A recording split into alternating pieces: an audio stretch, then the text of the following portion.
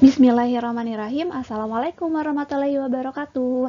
Halo semuanya, apa kabar? Mudah-mudahan dalam keadaan sehat ya.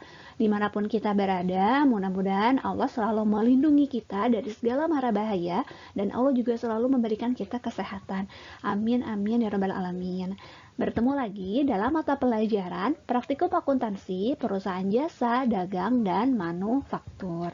Nah, untuk pembelajaran kita kali ini, Ibu tidak akan memberikan materi karena materi kita sudah selesai. Jadi, Ibu akan memberikan soal dan juga pembahasan soal untuk kita persiapan menghadapi penilaian akhir semester. Nah, adapun materi-materi yang akan diujiankan, yang pertama adalah jurnal penyesuaian, lalu kertas kerja, laporan keuangan, jurnal penutup, dan neraca saldo setelah penutupan. Jadi, Ibu hanya akan memberikan soal-soal dan pembahasan saja ya. Nah, untuk pertemuan kita kali ini, Ibu akan membahas soal dan pembahasannya untuk materi jurnal penyesuaian. Oke, kalau gitu kita mulai dari soal nomor 1. Oke, untuk soal nomor 1, jika akun perlengkapan pada awal periode menunjukkan saldo sebesar 500.000 dan pembelian perlengkapan selama periode tersebut sebesar 250.000. Sedangkan perlengkapan yang tersisa pada akhir periode berjumlah 300.000. Maka jurnal penyesuaiannya adalah. Nah, di sini untuk soal nomor 1 ini ditanyakannya adalah untuk jurnal penyesuaiannya mengenai perlengkapan. Oke, kita lihat dulu, kita analisis dulu. Yang pertama, akun perlengkapan pada awal periode itu menunjukkan 500.000. Ya, berarti kita tulis dulu pada awal periode itu ada perlengkapan sebesar 500.000.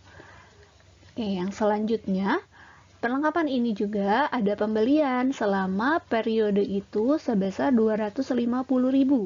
Berarti ada pembelian untuk perlengkapannya sebesar 250.000. Berarti ini harus kita jumlahkan karena dari awal 500 dan membeli 250 menjadi perlengkapannya adalah 750.000.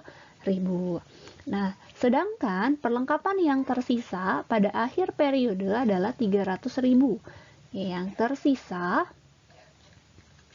itu sebesar 300.000. Yang ditanyakan adalah jurnal penyesuaian ya. Nah, berarti di sini kita harus lihat dulu apakah menggunakan pendekatan harta atau menggunakan pendekatan laba rugi. Nah, ternyata di sini menggunakan pendekatan neraca atau harta karena diawali dengan akun perlengkapan, bukan akun beban perlengkapan. Berarti untuk jurnal penyesuaiannya kita harus mencatat yang sudah terpakai.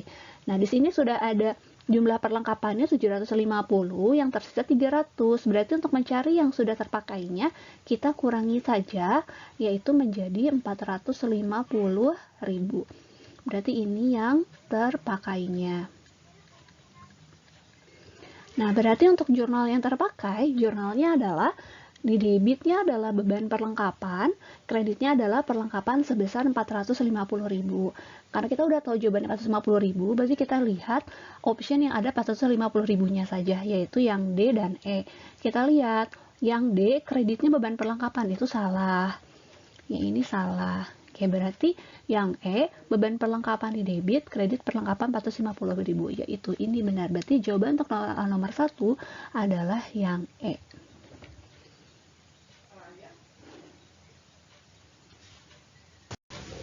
Kita lanjutkan soal nomor 2.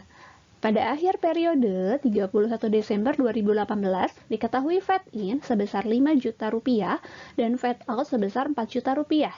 Jurnal penyesuaian untuk data tersebut adalah, di sini yang diminta adalah kita membuat jurnal penyesuaian untuk fed-in dan fed-out. Itu artinya kita harus menutup fed-in dan harus menutup fed-out. Nah, di sini berarti fed-in itu saldo normalnya adalah debit. Berarti ketika ditutup, dia menjadi kredit. Sedangkan fed-out, saldo normalnya adalah kredit. Ketika ditutup, menjadi di debit.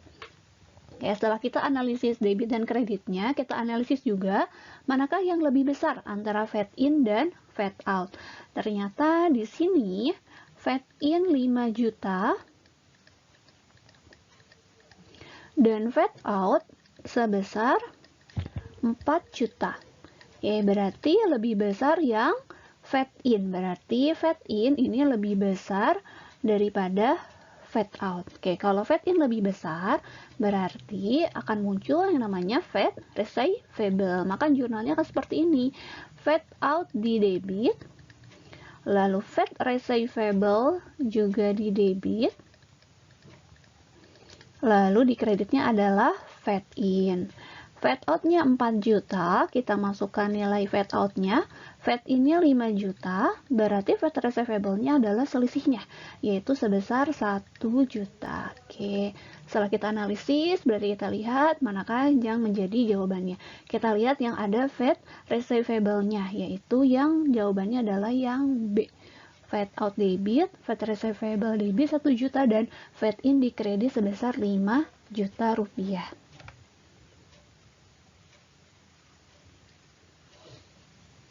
Kita lanjut soal nomor 3.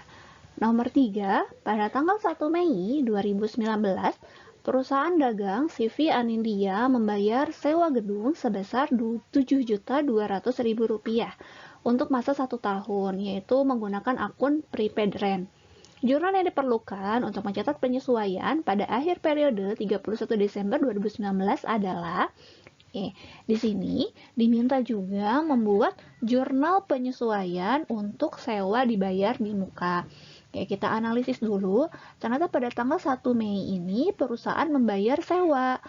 Nah, membayar sewanya untuk 1 tahun menggunakan akun prepaid rent, berarti menggunakan akun harta. Nah, berarti di sini sudah kita ketahui bahwa soal ini menggunakan pendekatan harta. Berarti untuk jurnal penyesuaiannya kita harus mencari yang sudah terpakainya. Berarti kita cari nih dari bulan Mei sampai Desember itu berapa bulan. Kita hitung ya. Mei, Juni, Juli, Agustus, September, Oktober, November, Desember, yaitu selama 8 bulan. Ini 8 bulan dan kita membayar untuk masa 1 tahun, berarti per 12 bulan. Kita jadikan bulan, lalu dikali 7.200. Berarti hasilnya adalah kita bagi saja 12, yang 7.200 ini dengan 12, hasilnya adalah 600.000. Berarti 8 bulan dikali 600.000 sama dengan 4.800.000. Berarti selama 8 bulan yang terpakai sewanya adalah 4.800.000. Nah, kita lihat angka yang ada 4.800.000-nya aja, yaitu yang A dan juga yang C. Nah, berarti untuk yang mencari yang sudah terpakai, menggunakan pendekatan neraca, debitnya adalah pasti bebannya yang muncul. Berarti kita cari yang rent expense-nya di debit dan prepaid rent di kredit, yaitu yang bagian A. Nah, ini yang bagian C, prepaid-nya di debit, itu salah ya. Jadi jawabannya benar adalah yang A. Selanjutnya, soal nomor 4. Soal nomor 4, di buku besar PT Gading Jaya pada tanggal 31 Desember 2017 terdapat saldo dari akun-akun sebagai berikut. Ada saldo piutang usaha yaitu sebesar 2 juta rupiah, lalu ada akun cadangan kerugian piutang sebesar 70.000 bersaldo kredit. Taksiran kerugian piutang ditetapkan sebesar 5% dari saldo piutang usaha. Jurnal penyesuaian untuk mencatat transaksi taksiran piutang tersebut adalah, nah di sini ditanyakan jurnal penyesuaian untuk taksiran kerugian piutang. Kita analisis dulu ya. Yang pertama ada saldo piutang 2 juta, lalu ada saldo cadangan 70.000 di kredit. Nah, taksiran piutangnya adalah 5%. Nah, di sini kalau ada taksiran berarti ini menggunakan metode cadangan. Berarti kita cari dulu nih taksirannya menggunakan saldo piutang usaha. Jadi 5%-nya dari saldo piutang usaha. Berarti kita cari dulu. Berarti saldo piutang usahanya 2 juta dikali 5% atau 5/100 sama dengan kita coret Nolnya 2, 2 dikali 5 adalah 10, maka ini menjadi 100.000. Lalu kita kurangi dengan saldo dari cadangannya, yaitu 70.000. Karena di kredit kita kurangi 70.000. Oke, mohon maaf, sama dengan 100.000 dikurangi 70.000 adalah 30.000. Oke, di sini hasilnya adalah positif, berarti jurnalnya adalah BDEP expense atau beban kerugian piutang di debit, kreditnya adalah cadangan kerugian piutang sebesar 30.000. Ya, kita cari yang nilainya 30.000 yaitu A, B, dan D. Oke, di debitnya adalah BDEP, berarti yang A dan B. Kreditnya adalah allowance atau cadangan, berarti jawabannya adalah yang B.